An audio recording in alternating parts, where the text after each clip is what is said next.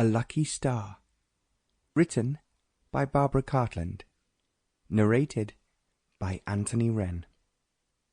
Prologue, 1878. What are ye doing here?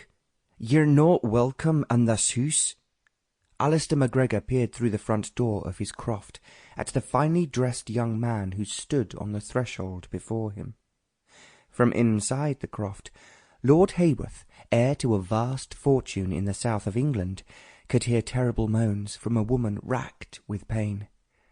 "Please, Mr. MacGregor, I saw the midwife arrive an hour earlier. Maureen has been brought to bed, has she not?" "Aye, and a sorry state it be as well. What with her being unmarried, and the poor wee one she's about to give birth to will be a boy." "Please, don't say the word," cried Lord Hayworth, holding up his hand in dismay. "I know full well what I have done, and that is why I am here this evening, to see if there is anything I can do." "You can divorce your wife, and marry our Maureen," spat out Alister, his fierce black eyes burning beneath two bushy eyebrows. "And if ye're not here to tell her that you'll be making an honest woman of her, then ye're not at all welcome." Alister MacGregor went to close the door, but Lord Hayworth placed his foot between it and the doorpost, so it would not shut.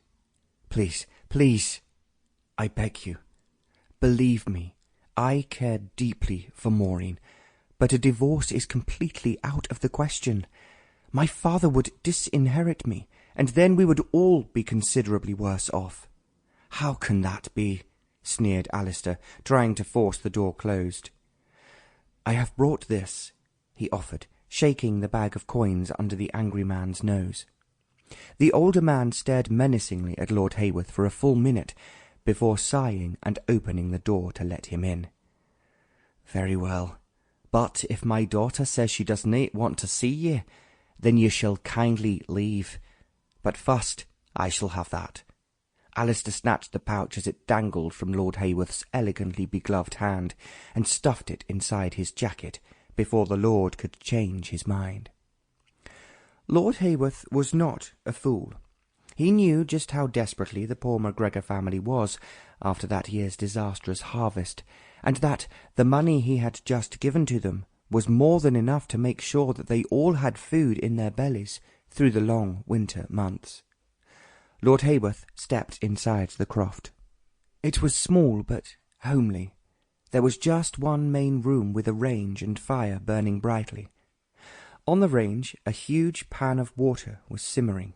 There was no sign of the midwife, but the dreadful moans from beyond the closed door led him to believe that there lay the room where Maureen was in confinement. Mrs. MacGregor hovered over the stove, throwing Lord Hayworth filthy looks.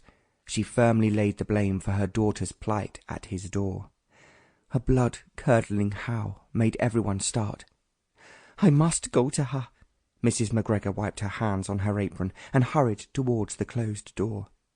"Please, tell her that I am here," pleaded Lord Hayworth, who stood ill at ease near the fire. Mrs. MacGregor curled her lip and turned the handle of the door. Lord Hayworth could see the midwife hovering at the end of the bed, and for a fleeting second a tantalizing glimpse of a mass of black curls against a white pillow. "Maureen," he called out, "I'm here." "Keep yourself quiet if you don't want to be shown the door," hissed Alister threateningly. He was not offered a seat or refreshment. Instead, Alister watched his every move with a sharp eye. After an hour, the midwife emerged from the room to fetch the pan of boiling water. "Is there any sign of the bairn?"